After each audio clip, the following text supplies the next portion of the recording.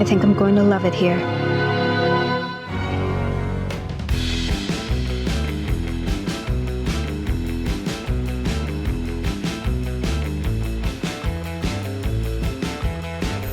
Jenna Ortega est une actrice américaine et une superstar montante de la nouvelle génération, largement connue comme la protagoniste de la populaire série télévisée Wednesday.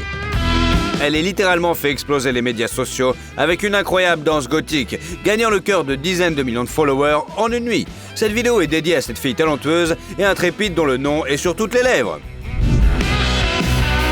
Mix Show présente Mercredi Addams, comment vit Jenna Ortega et combien elle gagne? Jenna Marie Ortega est née le 27 septembre 2002 dans la station balnéaire californienne de La Quinta, dans la vallée de Coachella, d'un homme d'affaires prospère d'origine mexicaine et d'une infirmière aux racines portoricaines. Nathalie et Edward Ortega ont uni leur fortune à un très jeune âge et ont immédiatement décidé que leur famille serait nombreuse et très sympathique. Leur souhait s'est exactement réalisé. 6 adorables enfants sont nés l'un après l'autre. Mareja, Isaac, Mia, Jenna, Alia et Marcus ont grandi dans une atmosphère psychologique aimante, attentive et saine. Grâce à ses bonnes bases dans la vie, le talent de Jenna s'est manifesté dès son plus jeune âge. À l'âge de 6 ans, la jeune fille savait avec certitude qu'elle serait actrice et rien d'autre. Le film Man on Fire, avec Denzel Washington, a fait une énorme impression sur elle. Jouée dans ce thriller, la fille du personnage principal, Dakota Fanning, a choqué la petite Jenna.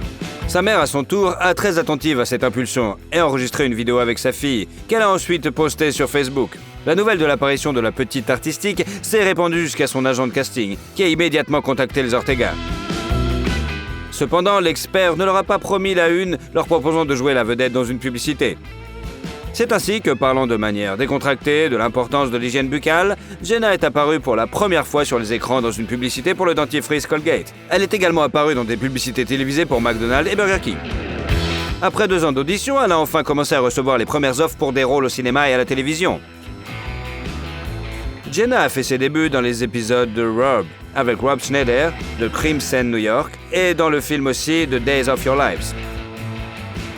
En 2013, l'expérience dans des longs métrages a suivi, notamment dans le film Insidious Chapter 2 et bien sûr dans le film Iron Man 3. Et plus tard, Ortega a joué le petit rôle de la fille du président, mais c'était pas assuré pour son avenir. La jeune actrice a ensuite joué dans la mini-série Dead Time Stories, les comédies familiales The Little Rascal Saves the Day and The Cookie Mobster et le film Wreck, No It All Nina et bien d'autres bien sûr, et la voix de Over the Garden Wall. Mais dans la série télévisée Jane the Virgin, Ortega a joué le rôle principal alors qu'elle était enfant, lui a permis d'accéder à la célébrité. Bien. Ahora haz que se vea como nueva otra vez. Vamos, anda, trata. I can't. Así es. Nunca puedes volver atrás. Y eso es lo que sucede cuando pierdes tu virginidad. En 2015, Jenna a joué dans le film Richie Rich, dans lequel elle a obtenu le rôle de la petite amie du protagoniste. Bien que les critiques aient réduit en miettes la création de Netflix, à partir de ce moment-là, elle a été proche d'obtenir des rôles majeurs. Après des films avec la jeune actrice tels que The Massively Mix-Up et le film Afterwards, une autre œuvre de notre héroïne a forcé tant de critiques à regarder de près la petite brune. Pendant 2 ans, elle a été occupée sur les plateaux de la série Stuck in the Middle, où elle joue le rôle principal. Il est intéressant de noter que l'intrigue a été spécialement choisie pour la société Disney pour Jenna. Le fait est que l'histoire est racontée au nom de la jeune fille Harley Diaz, qui vit dans une famille nombreuse. Jenna, tout comme son personnage, est née dans une famille nombreuse et est l'enfant du milieu. Il est intéressant de noter que la série prédit le futur rôle principal de l'actrice, comme le dit son personnage. If my family was a week, I'd be Wednesday. Il faut dire que l'offre des producteurs s'est avérée payante et qu'Ortega a elle-même remporté ses premiers prestigieux Imagine Awards qui célèbrent la représentation positive des Latinos dans l'industrie du divertissement. En outre, son travail a été salué par les professionnels de Disney et en 2016, elle a reçu une offre pour faire la voix de l'un des personnages principaux du film animation Elena, Prince d'un Valor. Sa princesse Isabelle lui a non seulement rapporté plusieurs prix et nominations, mais aussi de nombreux jeunes fans. Le succès auprès de ce public a été cimenté en 2017 lorsque Jenna a été appelée à jouer dans son clip pour la chanson Chapstick du populaire blogueur et chanteur américain Jacob Sartorius. En plus d'être très lyrique, tendre et sympathique en soi, la vidéo a été accompagnée d'un soutien médiatique considérable et a gagné beaucoup de popularité. Entre-temps, des rumeurs d'une liaison entre Jenna et Jacob ont également circulé dans l'opinion publique. On ne sait pas si cette relation a réellement lieu ou s'il s'agissait d'un coup de pub. Les acteurs Isaac Presley et Usher Angel figuraient également sur la liste des petits amis potentiels de la jeune beauté. Néanmoins, la jeune fille elle-même a nié toutes les romances qui lui ont été attribuées. En général, elle protège jalousement sa vie privée et demande à ses admirateurs d'être compréhensifs. En 2018, le film Saving Flora, dans lequel joue Jenna, est sorti. Bend down, Flora. Come on, girl. There you go. Oh. It's a little rocky, so move around. L'intrigue est centrée sur une vieille éléphante de cirque qui prévoit d'être éliminée car elle n'a plus la force de se produire devant un public. La fille débrouillarde du directeur de cirque, interprétée par Ortega, décide de sauver son animal et l'emmène avec elle dans un long voyage. L'année suivante, l'actrice a joué dans la distribution principale d'une série télévisée américaine qui s'appelle You. Can you believe she put that spy software on my phone? Shit. You sure it was her? Who else would it be? So you're not gonna tell her you know? Obviously not. It's way more useful if she thinks it's still working. This is what I get for trying to out-tech a teenager. Son personnage n'a paru que dans la deuxième saison, et elle était une fille Ellie, ennuyeuse et au comportement parfois étrange. En 2020, Jenna a participé au travail sur le film d'horreur comique The Babysitter Killer Queen, en jouant l'un des rôles principaux. La jeune actrice était très stressée lorsqu'elle a rejoint l'équipe. Tout le monde se connaissait déjà très bien et elle a dû surmonter ses sentiments de maladresse et des crises de panique. La même année est sortie la mini-série Home Bunny, The Princess Bride, filmée par les acteurs sur leur smartphone pendant une période d'auto-isolement. En outre, Jenna s'est fait remarquer dans la série animée de science-fiction Jurassic World, Camp Cretaceous, en interprétant un personnage nommé Brooklyn. En 2021, 2 films sont sortis en même temps. Yes Day, dans lequel Jenna sur le plateau était des maîtres tels que Jennifer Garner et Edgar Ramirez, et le film soulevant le problème urgent de la plaisanterie The Fallout. L'intrigue ramène le spectateur à la journée d'une écolière ordinaire de 16 ans, Wada, brillamment interprétée par Ortega. I just said you don't even need to wear makeup.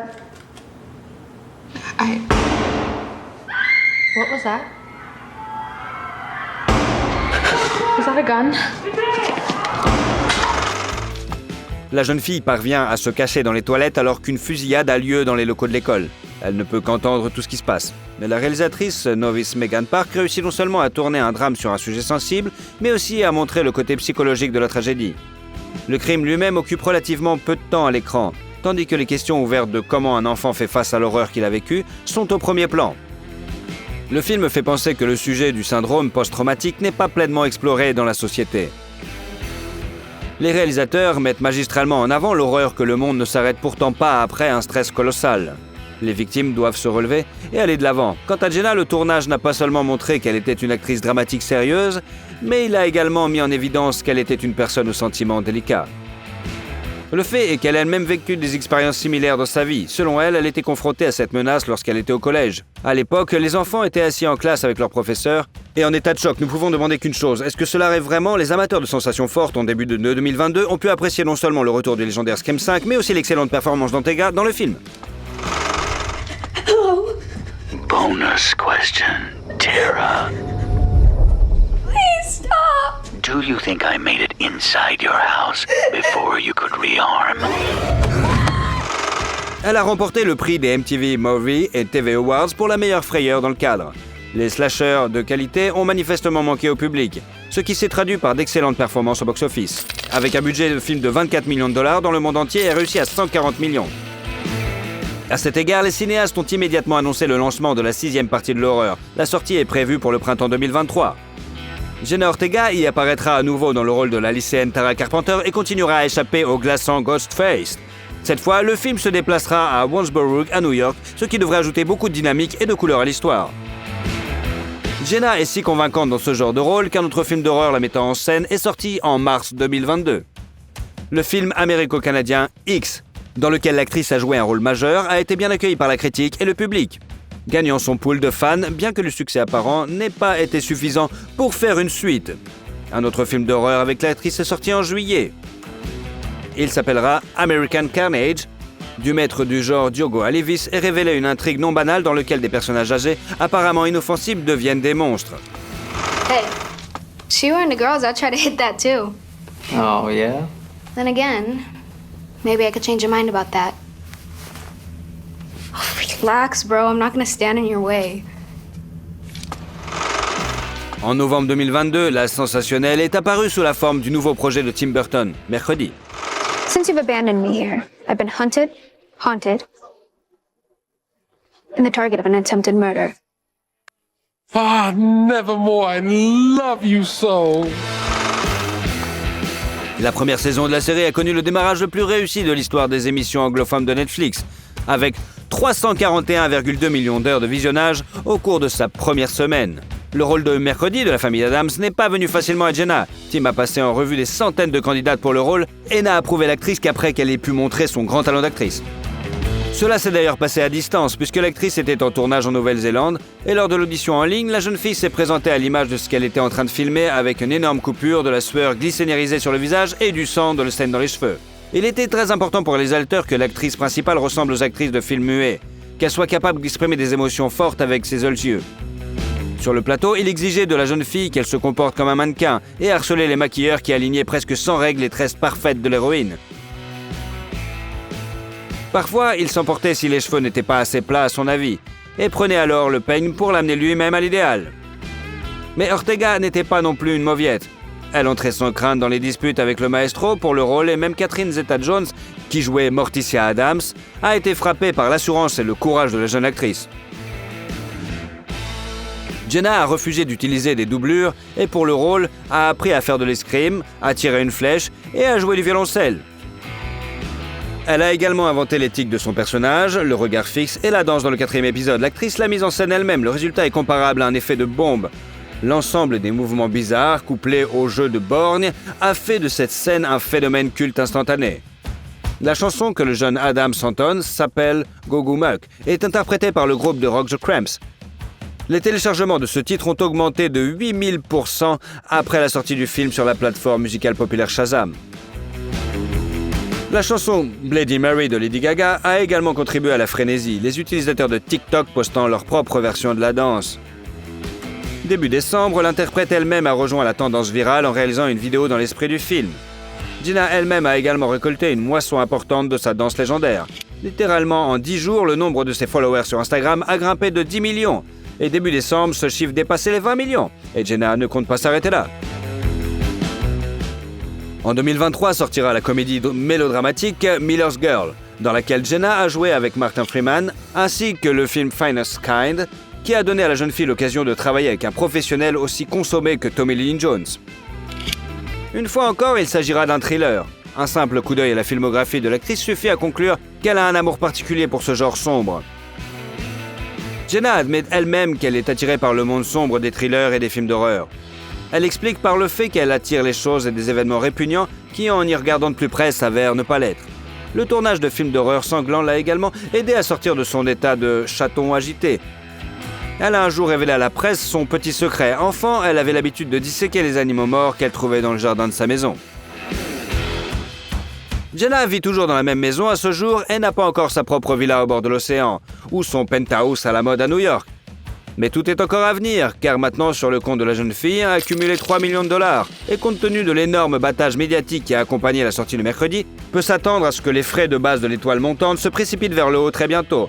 Les taux actuels des actrices n'ont pas été divulgués, mais nous savons que les acteurs principaux dans de tels projets Netflix reçoivent une moyenne de 40 000 $ par épisode, et dans le cas de la demande pour la série pour augmenter jusqu'à 300 000 $. Non seulement les tournages et les séries télévisées, mais aussi les contrats publicitaires génèrent des revenus. L'un d'eux est arrivé à Jenna grâce à son assiduité. Dès l'âge de 14 ans, elle a tenu un journal où elle notait les conseils des maquilleurs et des coiffeurs qui travaillaient avec elle. Ses notes sur la santé de sa peau et ses cheveux ont suscité l'intérêt des experts en marketing de la société de cosmétiques Neutrogena et ont conduit à une coopération à long terme. En outre, cette expérience a inspiré la jeune star à tenter sa plume sur un projet de plus grande envergure. En 2021, Jenna s'est annoncée comme un auteur en herbe. Son livre, intitulé It's All Love, se vend déjà comme des petits pains. Il s'agit essentiellement d'une petite compilation d'extraits inspirants de la vie d'une actrice présentée de la manière simple et positive. Le leitmotiv du livre est que pour chaque chute dans la vie, il y a une remontée qui est toujours possible de changer la réalité pour le mieux. Les fans sont étonnés et ravis du fait qu'elle ait écrit alors qu'elle n'était encore qu'une adolescente de 17 ans. En 2018, la jeune fille a partagé sur son Instagram l'heureuse nouvelle de l'obtention de son permis de conduire. À l'époque, elle avait déclaré que tout ce qui lui manquait était une voiture. Mais maintenant, Jenna a déjà une petite flotte à elle. Elle comprend notamment la légendaire crossover allemande noire Audi CU3. Et selon certaines informations, Ortega possède aussi une BMW M235i qui coûte en moyenne 45 000 $. En dehors des tournages, la jeune fille active s'est également intéressée à des questions sociales urgentes. Par exemple, Jenna est une ambassadrice de l'ONU du SIDA, le programme des Nations Unies contre le VIH. Elle milite également contre la discrimination fondée sur la nationalité et soutient les enfants atteints de cancer. Jenna Ortega est une étoile montante extrêmement intéressante à observer et qui, sans doute, a un grand avenir devant elle. Elle est vive, talentueuse et prometteuse.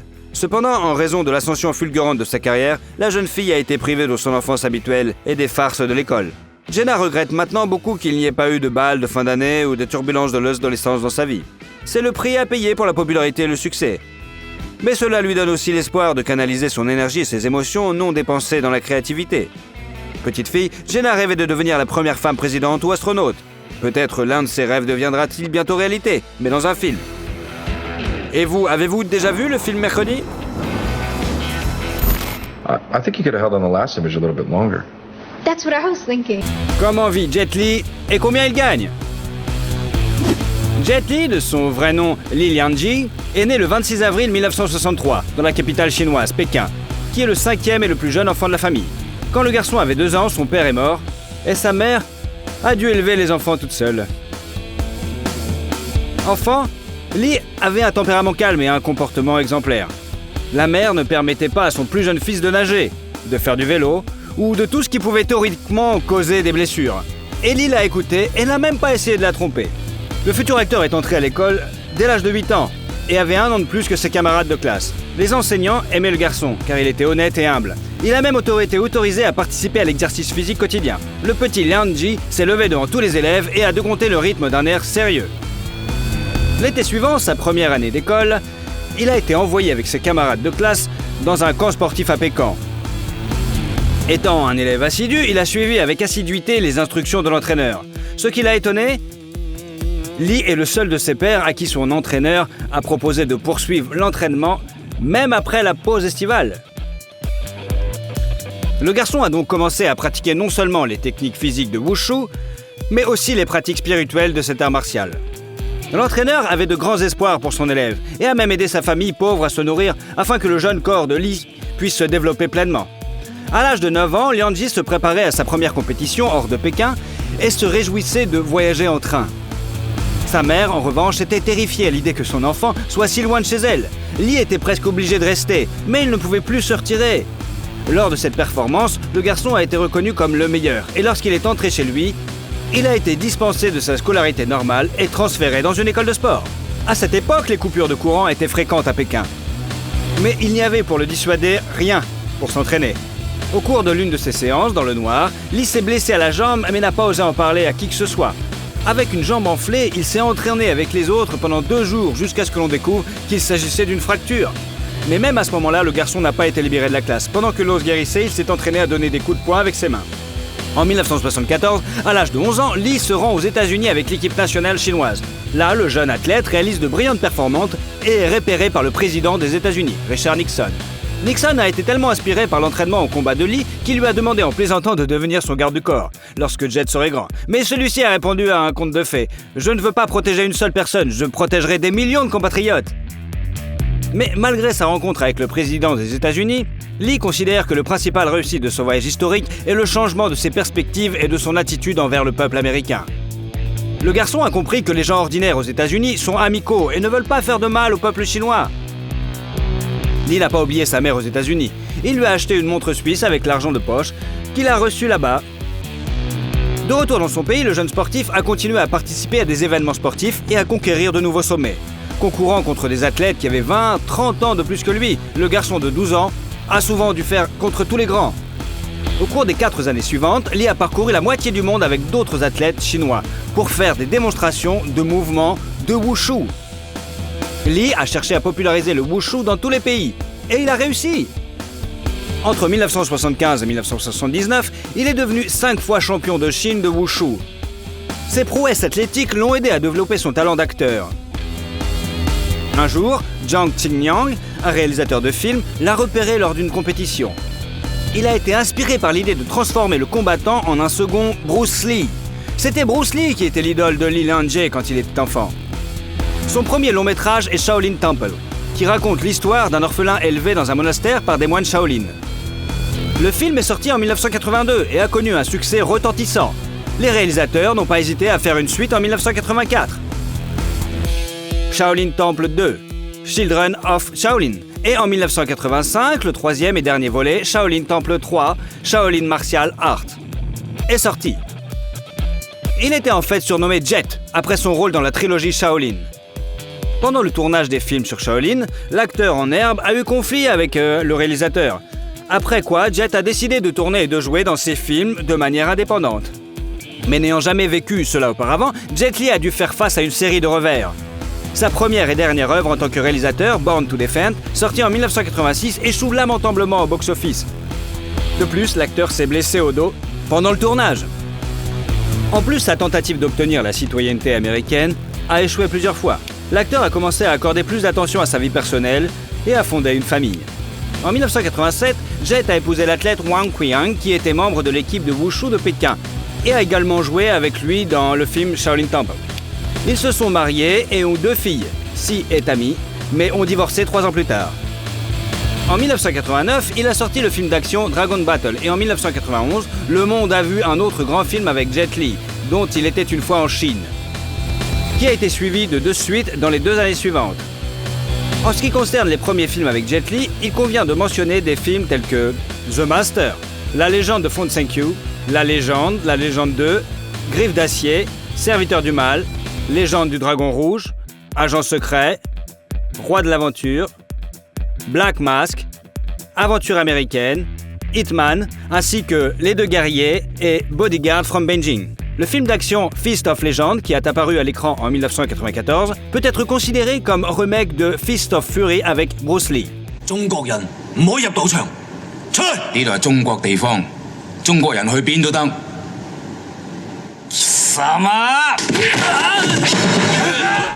Une image de Meldon en 1995 a rappelé aux téléspectateurs son intrigue. Le réalisateur du film, après s'être brouillé avec le célèbre Jackie Chan, a décidé d'en faire une parodie, se moquant ouvertement de l'acteur et de sa famille. En 1998, après avoir conquis le public en Asie, en Europe et en Amérique, Jet Li fait ses débuts à Hollywood dans la super-production L'Arme Fatale 4.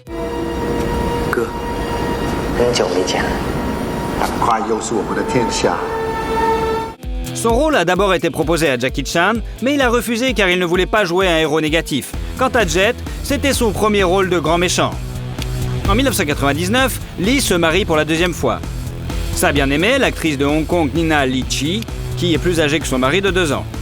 Ils se sont rencontrés en 1989 lorsqu'ils ont tourné ensemble dans le film La bataille du dragon. À cette époque, l'acteur était encore marié.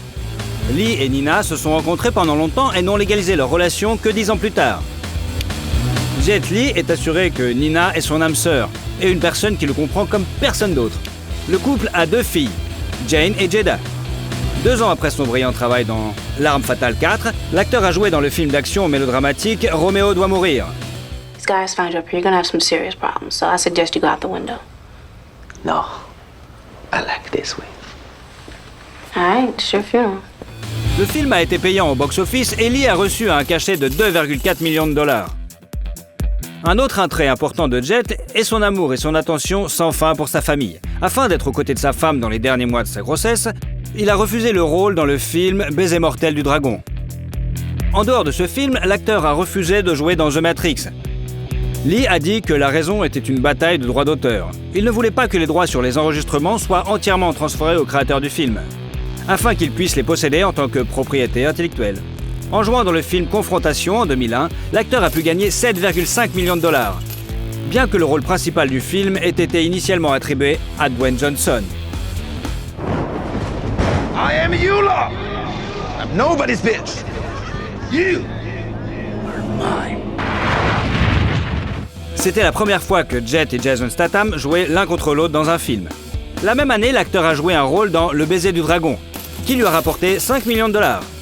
What did you do to me? I put a needle in your neck. That's it? In a certain point. Very forbidden. It's called the kiss of the dragon. Un fait intéressant du film est que le tunnel dans lequel le personnage de Jet Li est attrapé par la police française est le même que celui dans lequel la princesse Diana est morte en 1997. Dans une scène, le personnage de Jet attaque le proxénète Lupo, joué par Max Ryan. Le dialogue entre les acteurs était censé être filmé séparément, et le combat séparément. Mais à la fin de l'échange de répliques, le réalisateur, pour une raison quelconque, n'a rien dit, il n'a pas dit couper, et Lee l'a frappé. Cette prise a été intégrée à la version finale du film, ainsi que la surprise tout à fait authentique de Ryan. Cette occasion est arrivée au point nommé, car les réalisateurs ont dû ajuster les combats au goût du public, qui souhaitait voir des scènes vraiment plus réalistes. Et la scène de combat entre le héros Jet Li et Cyril Raphaël est en général, il fallait ralentir le rythme, parce que les acteurs allaient vraiment trop vite. Pour jouer dans le film Héros, en 2002, Jet Li a accepté de réduire son cachet à $11 millions. On a proposé à Jackie Chan de jouer le rôle de l'empereur, mais il a refusé. Il s'agissait du film chinois le plus cher au moment de sa sortie. En 2003, un autre film d'action avec Jet Li est sorti, Un pied dans la tombe. En 2004, les médias ont annoncé la mort du grand acteur et athlète. Il s'est avéré qu'il était en vacances avec sa famille aux Maldives au moment du tsunami. Heureusement, l'information sur la mort n'était qu'une rumeur. Jet a survécu, se blessant seulement la jambe en sauvant sa fille. Après l'accident, l'acteur passe la plupart de son temps avec sa femme et ses enfants. En 2005, Luc Besson a écrit le scénario de Danny the Dog, juste pour Jet Li. Fucking asshole!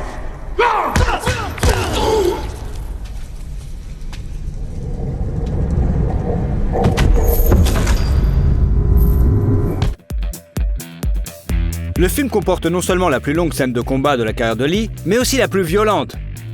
Le film suivant dans lequel l'acteur a joué était Fearless.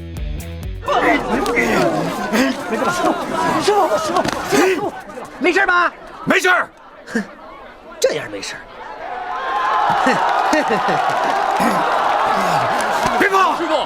Ses créateurs voulaient appeler le film La légende du combattant, mais il s'est avéré qu'un tel film existait déjà. Certains des mouvements prévus par le combattant que Lee a refusé d'exécuter pour des raisons éthiques. Certains éléments comme une gifle ou un coup derrière la tête ont été considérés comme trop incorrects par l'acteur par rapport aux Européens et aux Américains. En plus, ces combats au corps à corps, le film d'action présente également une scène de combat avec des armes blanches. Anthony DeLongis et Jet Li brisent au moins 6 épées pendant le tournage. Pendant cette période, Jet a participé à des actions caritatives et est ambassadeur de la Croix-Rouge depuis 2006. Il est un fervent adepte du bouddhisme tibétain et a même rencontré le Dalai Lama en personne. Il est attiré par la philosophie du Wushu, mais estime que cette forme d'autodéfense ne résiste pas à la critique. Il souhaite aider les jeunes Chinois à comprendre le sens de la vie et partage ses connaissances du bouddhisme à tout le monde. Il convient de noter que les films dans lesquels Jet Li jouait n'ont pas tous connu le succès. L'une des œuvres qui n'a pas abouti est le film War, tourné en 2007. L'acteur a déclaré dans plusieurs interviews qu'il n'était satisfait ni du film, ni de sa production. Il est allé jusqu'à le qualifier de « poubelle » et a exprimé sa méfiance envers le réalisateur Philip Atwell. Même à mi-chemin de la production, il savait qu'il obtiendrait des audiences médiocres et pas de profit. Fin 2007, Lee a retourné dans son pays d'origine et a joué dans le film Les Seigneurs de la Guerre. L'accent principal du film n'était pas mis sur les arts martiaux, mais sur la composante dramatique. Pour ce travail, Jet a reçu une nomination au Hong Kong Film Awards dans la catégorie meilleur acteur. Son cachet pour le film était de $13 millions. Au printemps 2007, il a créé sa propre fondation à but non lucratif, connue sous le nom de One Foundation, pour aider à contrer les effets de catastrophes naturelles et des traumatismes psychologiques.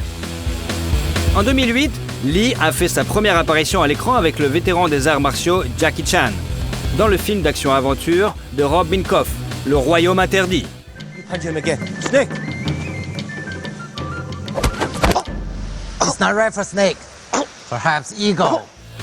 Jet joue bientôt le rôle du principal méchant dans le film d'action de science-fiction La Momie, Le tombeau de l'empereur dragon, avec Marielle Bello et Brendan Fraser.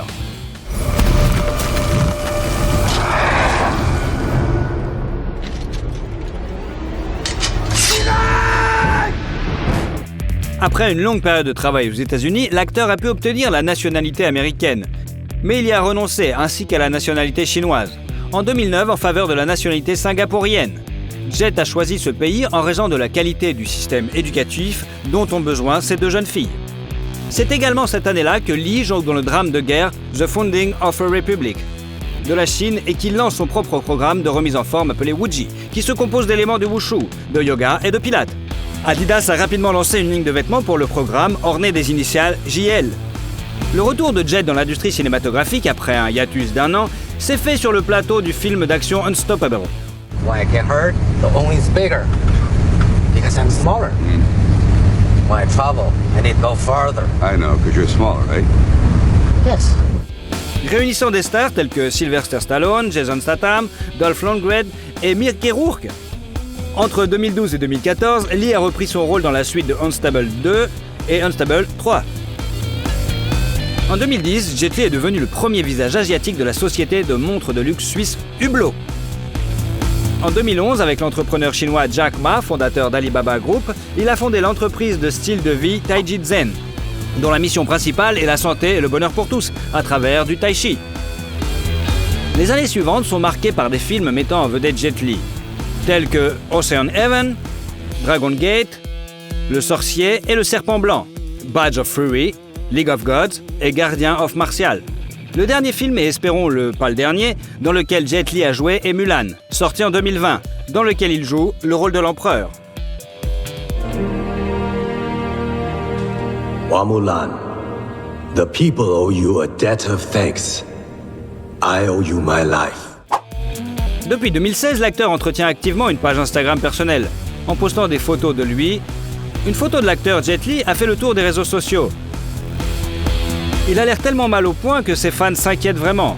L'acteur a admis qu'il souffre d'hyperthyroïde depuis 2010, mais assure à tous qu'il va très bien.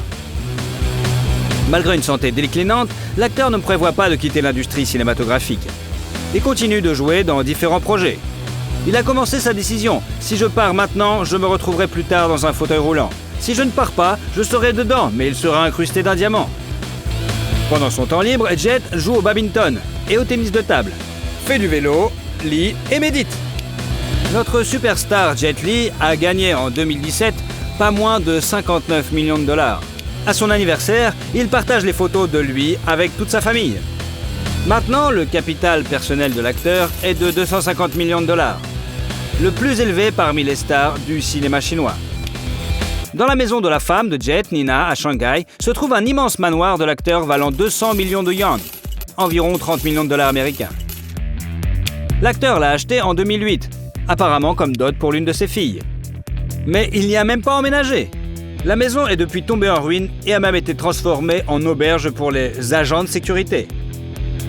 À Singapour, dans le quartier de Bukit Timah, l'acteur possède un bungalow de luxe pour 20 millions de dollars singapouriens, soit 15 millions de dollars.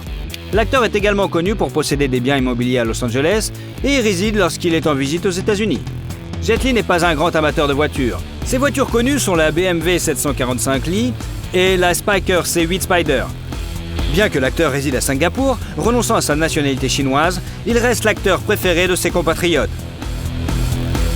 À votre avis, qu'est-ce qui a fait le succès de Jet Li ? Si vous aimez la vidéo, vous pourrez nous suivre et ne louperez jamais aucune vidéo. Alors, allez-y,